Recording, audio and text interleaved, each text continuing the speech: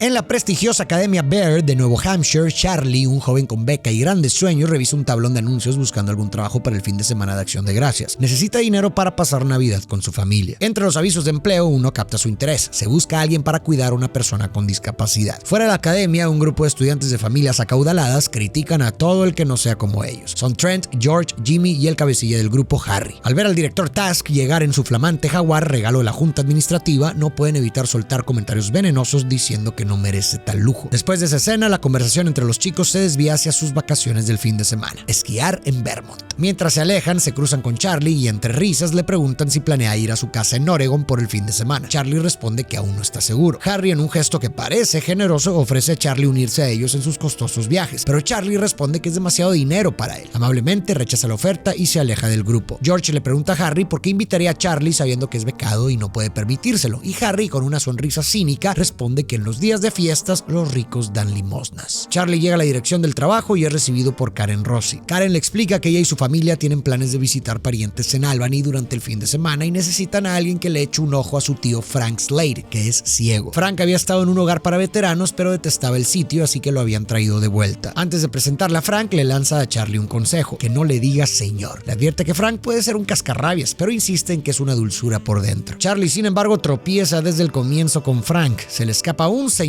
tras otro y Frank lo corta en seco diciéndole: olvídate del señor. Acto seguido, Frank se deja caer con sus propias historias, contándole a Charlie sobre su pasado como delegado en las negociaciones de París de 1968, sus condecoraciones y su época en el servicio de inteligencia. Luego hace preguntas sobre la vida de Charlie y este comparte que es de Oregon y que sus padres llevan una tiendecita abierta de 5 de la mañana a 1 de la mañana. Frank, con un tono jocoso, responde: ¿qué trabajadores? Estoy a punto de llorar. El sarcasmo de Frank no se detiene ahí. Sigue picando a Charlie sobre cómo es posible que estudie en Baird, incluso con una beca, siendo hijo de vendedores de bocadillos, pero Charlie mantiene la calma y aclara que su lugar en Baird se lo ha ganado por su desempeño académico. En eso, la hija pequeña de Karen toca la ventana y Frank le lanza un cojín espetándole que se vaya. Frank entonces habla con desdén sobre la familia Rossi, tilda a Karen de ser una ama de casa de pacotilla, a su marido de ser un mecánico de medio pelo y a los niños los llama cretinos. Luego despotrica sobre cómo la Academia Baird está llena de jovencitos pretenciosos que intentan imitar a George Bush, y cuando Charlie intenta corregirlo señalando que Bush no es un exalumno de Baird, Frank estalla preguntándole a Charlie por qué está ahí. Charlie explica que busca un trabajo, que anhela estar con sus padres en Navidad, y Frank le dice que se largue, que rompa filas. Podemos entender mucho de Frank si analizamos su comportamiento. Su actitud hostil, incluso hacia su familia, parece ser un escudo para ocultar su vulnerabilidad y su lucha interna con la dependencia y la sensación de ser irrelevante. Antes era un hombre de prestigio y respeto, era un hombre de guerra, condecorado y con responsabilidades significativas, pero ahora se enfrenta a una etapa de su vida donde ha perdido no solo su vista, sino también el estatus y el propósito que definía quién era. De liderar tropas y recibir honores ha pasado a vivir aislado en un asilo de veteranos o bajo el cuidado de su sobrina, dependiendo de otros incluso para lo más básico. Cuando rechaza que Charlie lo llame señor, estamos viendo una defensa contra la pérdida de su autonomía, su valor y su autoridad pasados. En su entorno familiar, donde su declive es más evidente y la ayuda se siente más como una obligación, ese trato respetuoso le resulta vacío, casi como una burla a la figura de prestigio que una vez fue. Frank está en un duelo por su identidad perdida y muestra resistencia a aceptar la compasión o el reconocimiento que ahora ve como condescendientes. Esta idea será más evidente cuando veamos cómo cambia su actitud en un contexto distinto. De salida, Charlie se encuentra con Karen y su esposo Donnie ocupados bañando a sus hijos. Charlie menciona a Karen que no cree que le haya ido bien, pero ella le informa que el trabajo es suyo ya que no había más candidatos. Charlie duda, el trabajo parece abrumador, pero ante las súplicas de Karen, él accede. Más tarde, Charlie se encuentra en su trabajo de becario en la biblioteca de la escuela. Al borde del cierre atiende a George, quien tiene la intención de llevarse un libro. Al salir, ambos observan a Harry y al grupo atando un globo encima de un farol. La profesora Hunsaker se acerca, pero George y Charlie desvían su atención. A la mañana siguiente, un globo inflado con la caricatura del director Task ocupa el farol, justo sobre donde él estaciona su Jaguar. La voz de Harry y su pandilla resuena a través de los altavoces, mofándose del director por cómo consiguió su auto. Y justo cuando Task logra reventar el globo, un líquido blanco cae, bañándolo a él y a su coche ante la carcajada de todos los estudiantes. Tras la broma, Task convoca a Charlie y a George, señalados por la profesora Hunsaker, quien dijo que estaban cerca del lugar y tal vez vieron a los culpables. George miente diciendo que no sabría decirle, alegando que no ve claramente desde lejos. Por otro lado, George dice que no podría decirle. Task se pone serio y les advierte que el lunes habrá una junta disciplinaria y si para entonces no han confesado o delatado a los responsables, ambos serán expulsados. Task entonces despide a George para quedarse a solas con Charlie y, apelando a la situación económica del chico, le plantea una oferta tentadora. ahora, una recomendación a Harvard que prácticamente aseguraría su ingreso. Pero aún así, Charlie se mantiene firme y reitera que no puede decirle. Con este peso encima, Charlie inicia su nuevo trabajo. Al entrar al cuarto de Frank, encuentra al veterano en medio de una llamada telefónica poco apropiada. Frank le ordena a Charlie que empaque su uniforme militar. Mientras lo hace, sus manos rozan inadvertidamente a Frank y este, enfadado, advierte a Charlie que si lo toca otra vez habrá problemas. A pesar de la tensión, Charlie no pierde la calma, aunque insiste en saber a dónde irán. Frank, sin dar muchas explicaciones, suelta que irán a Nueva York. Charlie se preocupa pues Karen no mencionó un viaje y le parece una gran responsabilidad. Sin embargo, Frank no está para discusiones y con pocas opciones, Charlie se ve obligado a seguir el plan. Al llegar al aeropuerto, Frank pide 2 boletos de primera clase. El agente de la aerolínea asiente con un sí señor, pero esta vez a Frank no parece importarle el trato formal. En el avión, Charlie rompe el silencio y le comenta a Frank que lo dejará en Nueva York, pero que debe volver a la escuela sin demora. La charla se torna ligera y tocan el tema de las mujeres. Frank asegura que son lo que más le gusta en este mundo y en segundo lugar, un Ferrari. Al llegar a Nueva York, se instalan en el lujoso hotel Waldorf Astoria, donde Frank reparte propinas con la mano abierta y muestra una amabilidad hacia aquellos que le prestan servicios. Frank cuenta que la última vez que estuvo aquí fue con un oficial que tenía un Ferrari. Frank siempre le abría la puerta y el oficial nunca se ofreció a llevarlo. En la habitación, Frank pide a Charlie orientación hacia el teléfono y de inmediato reserva mesa para 2 en el Oak Room y después una limusina privada para la noche para llevarlos al fino restaurante. Charlie intenta excusarse, tiene que regresar a la escuela por asuntos urgentes. Frank acepta, pero insiste en compartir una cena antes de que el chofer lo lleve al aeropuerto para el vuelo de las 10. Ya en la limusina, Frank negocia con el conductor para que le consiga compañía femenina para la noche. Luego nota la cara de inquietud de Charlie y le pregunta al respecto. Charlie se abre sobre su dilema en la escuela. Ha sido testigo de una travesura y si no habla estará en problemas. Frank escucha con atención mientras Charlie relata cómo Harry y su pandilla de ricos hicieron una broma pesada y cómo el director sospecha que él y un tal George saben quiénes son los culpables. Charlie confiesa que aunque George no es su amigo, es un chico decente y confiable, pero Frank, al saber que George no necesita beca y que tanto él como Harry vienen de dinero, mientras que Charlie no, suelta una risa seca y concluye que están en un buen lío. En el elegante Oak Room, Charlie ojea el menú y no puede evitar preguntarle a Frank sobre el derroche en este viaje. Frank responde que no es más que una gira de placeres de la vida. Una estancia en un hotel de lujo, una cena en un buen restaurante, un buen vino, visitar a su hermano porque después de todo la familia importa y finalmente buscar el éxtasis en brazos de una mujer increíble. Y después, en la soledad de su habitación de hotel, planea terminar con su vida. Charlie palidece ante la confesión y por si fuera poco, Frank le cuenta que el vuelo que supuestamente abordaría realmente salía a las 9 y ya es demasiado tarde, así que el chico tendrá que quedarse un día más. A la mañana siguiente, Charlie despierta y ve al coronel probándose un elegante traje nuevo. Frank, con un brillo inusual, le dice que le ha comprado uno a él también y le ordena levantarse y vestirse. Podemos notar un cambio significativo en Frank durante su viaje a Nueva York. Este nuevo entorno parece revivir los vestigios de su identidad perdida. Es un viaje literal y metafóricamente a los buenos viejos tiempos. Tratado con respeto y rodeado de lujos, Frank se reconecta con el hombre de prestigio que solía ser. Aquí ser llamado señor por el personal le reafirma la dignidad que aún posee en lugar de subrayar lo que ha perdido. Este viaje a Nueva York le permite a Frank reencontrarse con su yo pasado. Las propinas generosas, la limusina privada, los restaurantes de alta gama y el vestuario elegante son reflejos de su deseo de volver a experimentar su autonomía y estatus anteriores,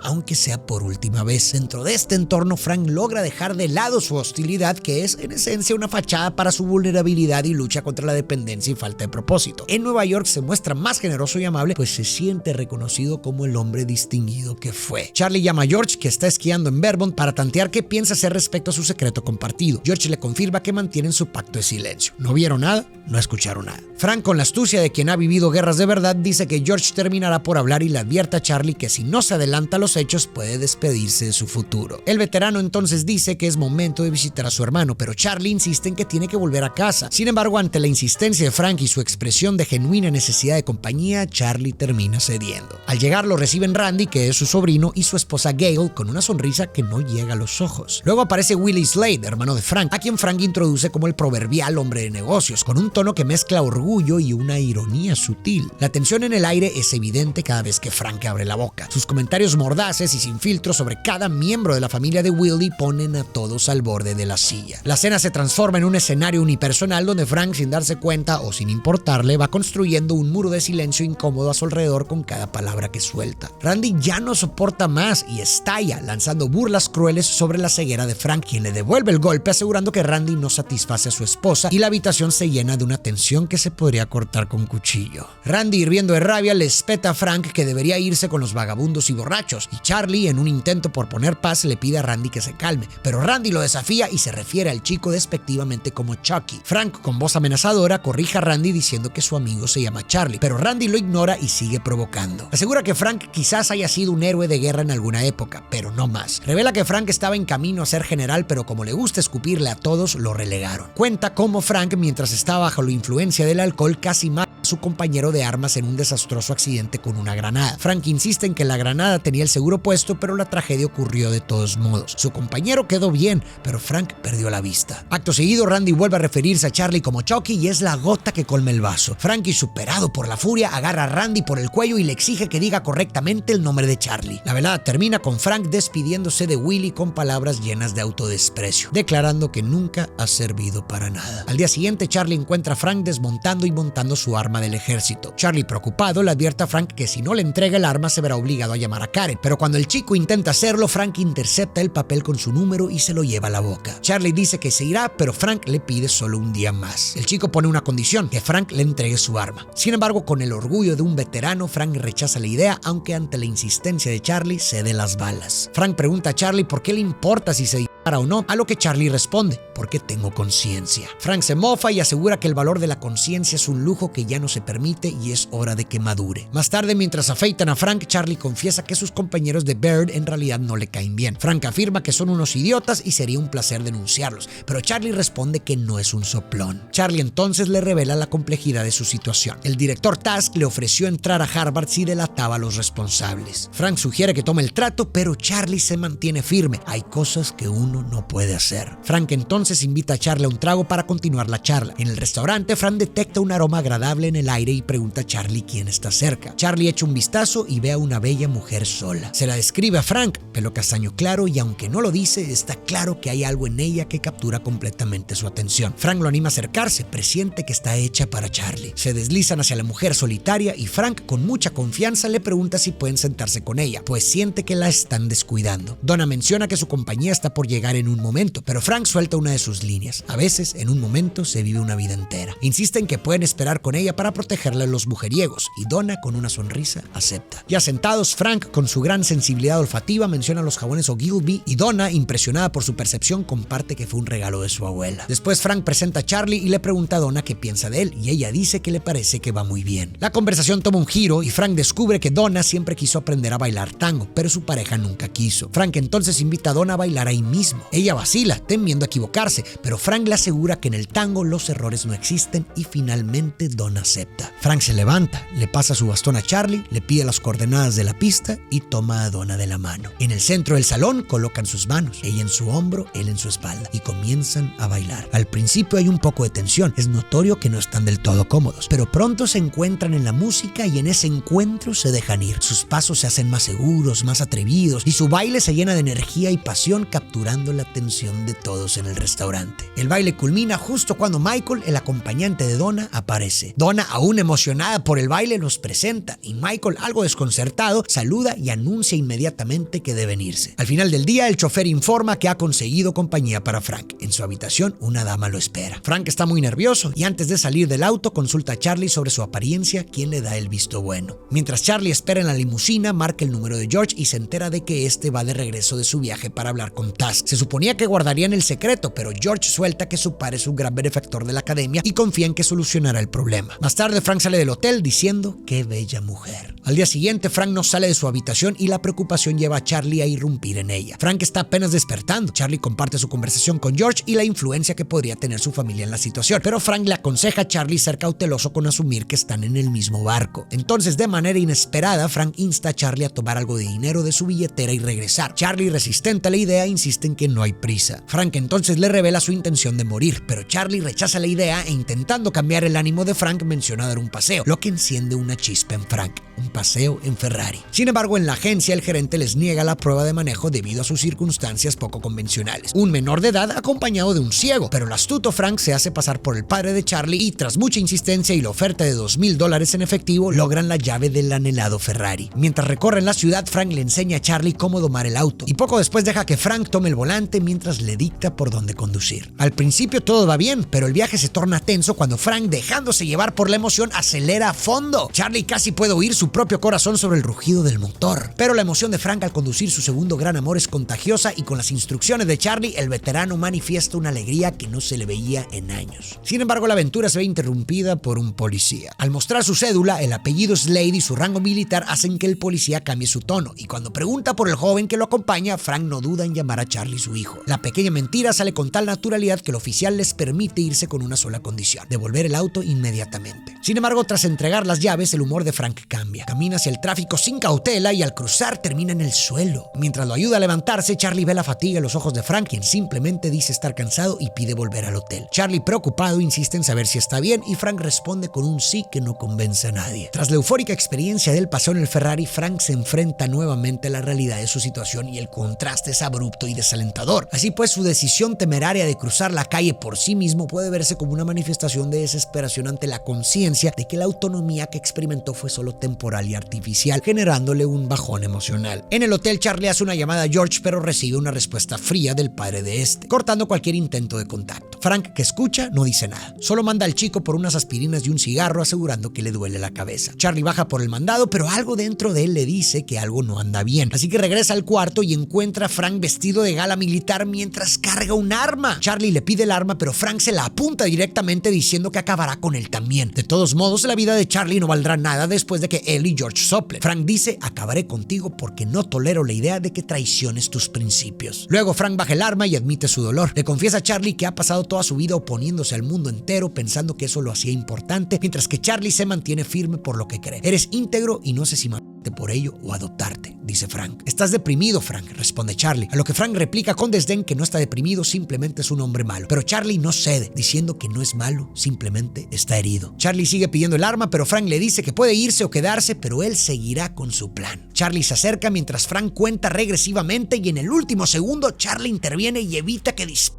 Frank estalla exigiendo que Charlie se vaya, pero el joven se planta firme diciendo que no se irá. El chico dice que quizás Frank arruinó las cosas, pero debe seguir adelante con su vida. ¿Qué vida? Estoy en tinieblas, Frank grita. Frank pide una razón para no jalar el gatillo y Charlie le recuerda: nadie baila el tango o conduce un Ferrari como él. Charlie entonces vuelve a pedirle el arma diciendo: si la vida te complica el tango, sigue bailando. Y Frank, con lágrimas en los ojos, finalmente cede y guarda el arma. Más tranquilos, Frank se abre con Charlie, confesándole que lo que le daba fuerzas para seguir adelante era la esperanza de que quizás un día podía despertar junto a una mujer, sentir su perfume único y cálido a su lado, pero esa esperanza se había desvanecido. Pero Charlie le asegura a Frank que cuando vuelvan, de seguro encontrarán a alguien para él, describiéndolo en tono de broma como un hombre atractivo, divertido, amable y generoso. Contemplemos algunos puntos importantes de la transformación de Frank. No olvidemos que para él nada supera su afición por las mujeres y los Ferraris. Entonces, primero, Frank vive atormentado por la creencia de que su ceguera y su caída de estatus social son barreras insuperables que le impiden conectarse con las mujeres de otra forma que no sea sin pagar. Sin embargo, aquí descubre que estas barreras son en gran parte autoimpuestas. La escena del tango evidencia esto. Su baile con la hermosa dona ilustra que su carisma y su personalidad son suficientes para generar atracción y respeto. Este encuentro le enseña que su valor no se mide por su capacidad física, su estatus, sino por su presencia auténtica y su encanto personal. Y segundo, durante el viaje, Frank también revaloriza su relación con los placeres de la vida a través de su paseo en el Ferrari. A pesar de su ceguera, logra dominar la experiencia, convirtiéndola en un acto de liberación y en una afirmación de su autonomía y habilidad. Este momento le demuestra que, a pesar de sus limitaciones, aún conserva la capacidad de sentir y experimentar intensamente sus pasiones, y al confiar en Charlie para guiarlo, también aprende a aceptar ayuda sin sentirse disminuido, reconociendo que la interdependencia no compromete su identidad o valor. Y la culminación de la transformación ocurrirá a continuación. El fin de semana termina y por la noche salen de regreso a Nuevo Hampshire. Durante el viaje, Frank nota de nuevo la pesadumbre en Charlie, quien le comparte que tenía razón sobre George y su padre, y ahora no sabe qué dirá en la junta disciplinaria. Frank pregunta dónde está el padre de Charlie en todo esto, pero el chico confiesa que su padre se había ido y que no tiene buena relación con su padrastro. Al llegar a la escuela, se despiden.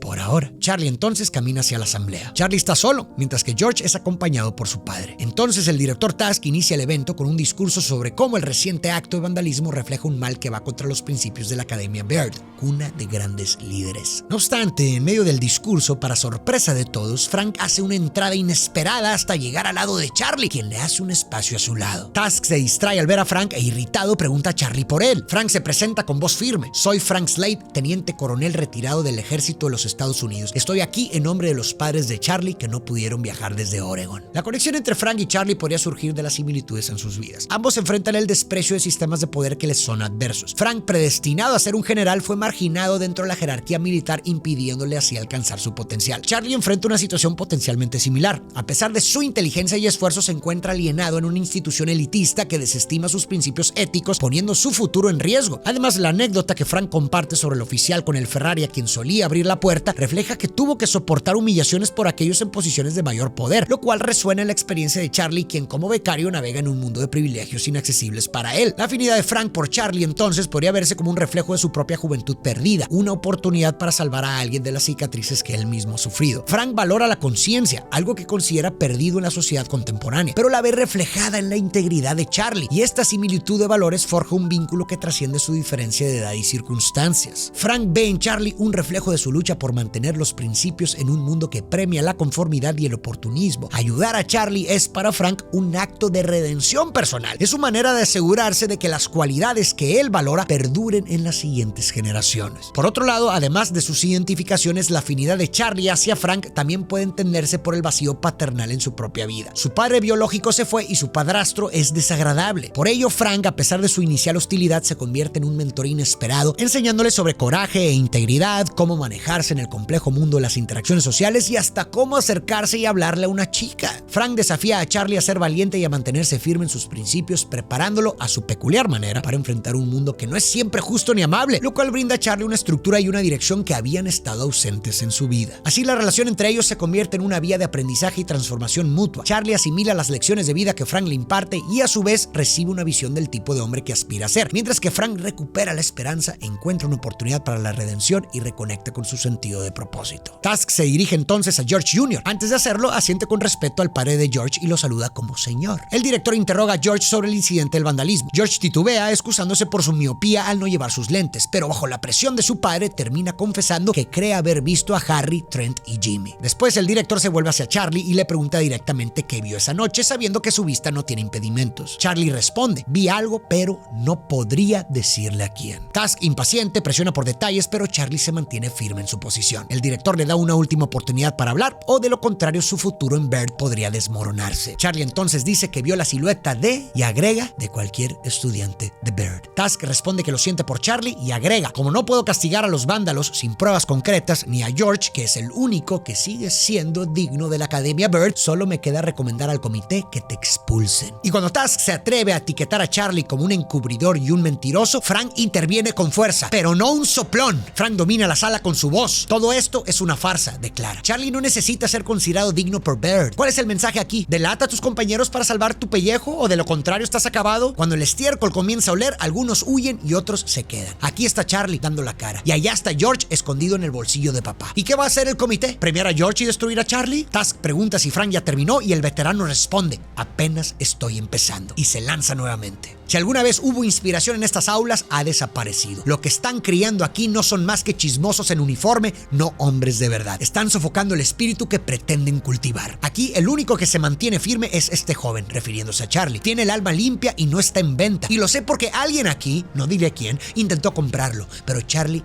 no se vendió. Tusk interrumpe, alegando que está fuera de orden. Pero Frank se levanta. ¿Fuera de orden? No me hable de orden. ¿Con quién diablos cree que está hablando? Cuando podía ver, vi el verdadero horror y les digo, no hay nada peor que ver un espíritu roto. Y eso es lo que están haciendo aquí. La voz de Frank sube de tono. Si castigan a Charlie, lo que le estarán arrancando no será el honor, sino el alma. Y Harry, Jimmy y Trent, donde quiera que estén, váyanse al carajo. Tusk golpea el martillo, pero Frank aún no ha terminado. Al entrar aquí hablaban de cuna de líderes, pero la cuna se ha roto aquí. Tengan cuidado con los líderes que están forjando. No sé si Charlie hizo bien o mal al callar, pero garantizo que no venderá a nadie para asegurarse un futuro. Y eso es ser íntegro, eso es ser valiente. Así deberían ser nuestros líderes. Y para terminar, Frank agrega: en mi vida siempre supe cuál era el camino correcto, pero nunca lo tomé porque era el más difícil. Charlie está en ese cruce ahora y ha elegido correctamente. Déjenlo seguir su camino, un camino lleno de principios y carácter. No destruyan su futuro, abrácenlo y algún día les hará sentir orgullosos. Frank toma asiento y un estallido de aplausos llena la sala. El comité se reúne para deliberar y tras un breve momento la profesora Hunsaker regresa para anunciar el veredicto. Harry, Trent y Jimmy son puestos en prueba por sospecha de conducta inapropiada. George no recibirá reconocimiento por su colaboración a regañadientes y a Charlie se le exime de responder sobre este asunto. ¡Uah!, grita Frank y como si fuera la señal que todos esperaban, la sala entera celebra. Charlie y Frank dejan el salón entre aplausos. Afuera, la profesora de ciencias políticas, Christine Downs, se acerca con Frank y le da las gracias por su discurso y él, con su descaro característico, inquiere sobre su estado civil y le propone que deberían discutir de política en alguna ocasión. Ella, intrigada y divertida, acepta. Acto seguido, Frank reconoce el nombre de su perfume, Flores del Arroyo, y se despide asegurando que sabrá dónde encontrarla. La transformación de Frank alcanza su punto más alto durante su discurso. En ese momento, él comprende que su habilidad para influir y generar cambio no han menguado. Se reafirma como mentor y autoridad defendiendo a Charlie y dejando huella en todos los que lo escuchan, a la vez que atrae la atención femenina. Frank finalmente comprende que su verdadero valor y su capacidad de disfrutar la vida no están atados a sus logros del pasado ni a su capacidad visual. Su esencia radica en su habilidad para inspirar, ganar respeto, vivir plenamente y ofrecer amabilidad independientemente de sus antiguos atributos. Al volver a la casa de Frank, antes de despedirse, el veterano invita a Charlie a venir a visitarlo antes de Navidad, prometiéndole un brindis y una cena cálida. Sin más, Frank se aleja y se encuentra con la hija de Karen, pero esta vez las rencillas se reemplazan con un juego amistoso, un gesto de paz que cierra el día con una nota de esperanza. Frank finalmente ha llegado a un acuerdo con su realidad, ha encontrado paz con su condición y ha aceptado su existencia tal como es. Está listo para avanzar en su camino. Una persona íntegra es quien actúa alineada con sus principios y convicciones incluso cuando nadie está mirando. Esto se manifiesta en honestidad, coherencia entre creencias y acciones y una ética inquebrantable. Sin embargo, integridad no es necesariamente sinónimo de moralidad. A veces ser íntegro conduce a decisiones que pueden parecer inmorales o controvertidas desde una perspectiva externa. Tomemos por ejemplo a Charlie. Frank destaca en su discurso que la cuestión fundamental no es si Charlie hizo lo correcto al guardar silencio o no, sino que se mantuvo fiel a sus principios. Frank valora que Charlie escogió un camino que honra su código ético personal, incluso cuando podría haber comprometido su integridad para evadir un problema o asegurar su futuro. Es importante destacar la honestidad de Charlie con el director Taz. Si te fijas, responde con sinceridad a las preguntas directas. Él simplemente declara su verdad. Nunca dice que no sabe quién fue,